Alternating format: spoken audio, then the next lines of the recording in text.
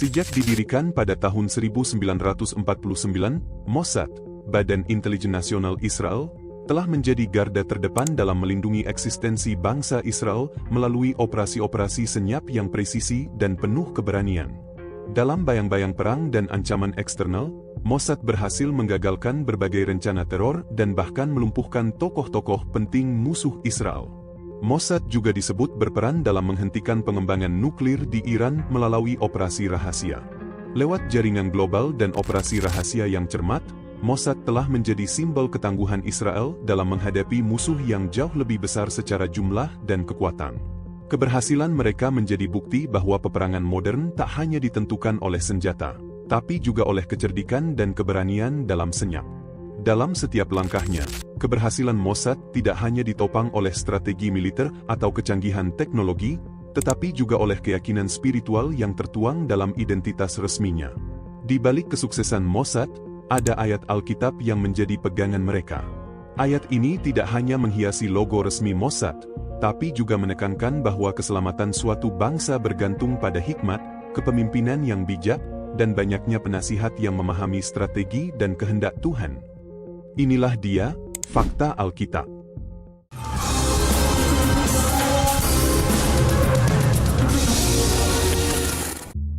Amsal 11 ayat 14 dalam logo Mossad.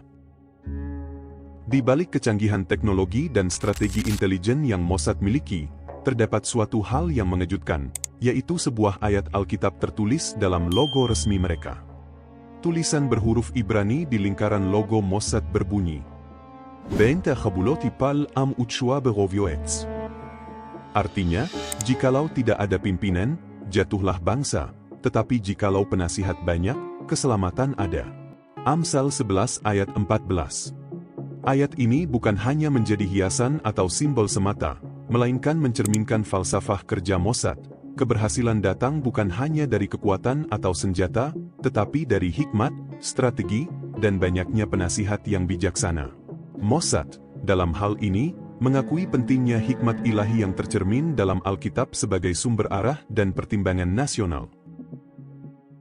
Latar belakang penulisan Amsal 11 ayat 14. Kitab Amsal secara umum ditulis oleh Raja Salomo, anak Daud, yang dikenal sebagai raja paling berhikmat dalam sejarah Israel. Amsal 11 merupakan bagian dari kumpulan Amsal yang ditujukan untuk mendidik umat Allah agar hidup dalam kebijaksanaan, keadilan, dan kebenaran. Amsal 11 ayat 14 secara spesifik menekankan pentingnya konsultasi, kepemimpinan yang bijak, dan keputusan yang dilandasi nasihat banyak orang yang arif. Dalam konteks kepemimpinan nasional, ayat ini sangat relevan. Salomo, sebagai raja yang memimpin bangsa Israel dalam masa keemasan, menyadari bahwa seorang pemimpin yang tidak mendengar nasihat akan membawa kehancuran bagi bangsanya. Ayat ini juga mencerminkan prinsip penting dalam kehidupan spiritual dan sosial, bahwa tidak seorang pun, termasuk pemimpin, dapat bertindak sendiri tanpa pertimbangan dan arahan yang sehat. Kondisi bangsa Israel saat Amsal 11 ditulis. Saat Salomo menulis Amsal, bangsa Israel berada dalam masa stabil secara politik dan makmur secara ekonomi. Yerusalem menjadi pusat ibadah dan pemerintahan, dan bangsa-bangsa lain menghormati Israel karena hikmat dan kekayaan yang dimiliki oleh rajanya. Namun di tengah kemakmuran itu, Salomo melihat adanya potensi kejatuhan bila hikmat tidak dijaga. Ia menyaksikan sendiri betapa keputusan yang salah, baik oleh individu maupun pemimpin, dapat menjatuhkan sebuah bangsa. Karena itu, Amsal 11 ayat 14 menjadi peringatan dan pengingat. Jika sebuah bangsa tidak memiliki pimpinan yang bijak dan penasihat yang banyak, maka kehancuran bisa menanti. Sebaliknya, hikmat kolektif membawa keselamatan. Simbol menorah dalam logo Mossad. Menorah dalam simbol Mossad merujuk pada kandil emas bercabang 7 yang pertama kali diperintahkan Allah untuk dibuat oleh Musa sebagai bagian dari perlengkapan kemah suci. Menorah melambangkan kehadiran Allah, terang rohani, dan hikmat ilahi yang menerangi umatnya. Perintah mengenai pembuatan menorah tercatat dalam Keluaran 25, ayat 31-32. Haruslah engkau membuat kandil dari emas murni. 6 cabang harus timbul dari sisinya. 3 cabang kandil itu dari sisi yang satu dan 3 cabang dari sisi yang lain. Menorah juga dinyalakan terus-menerus sebagai lambang terang Allah yang tidak pernah padam. Imamat 24, ayat 2-4. Dalam pengertian profetik, menorah menunjuk pada Mesias sebagai terang dunia. Yohanes 8 ayat 12. Geopolitik Timur Tengah saat ini sedang berada dalam ketegangan tinggi.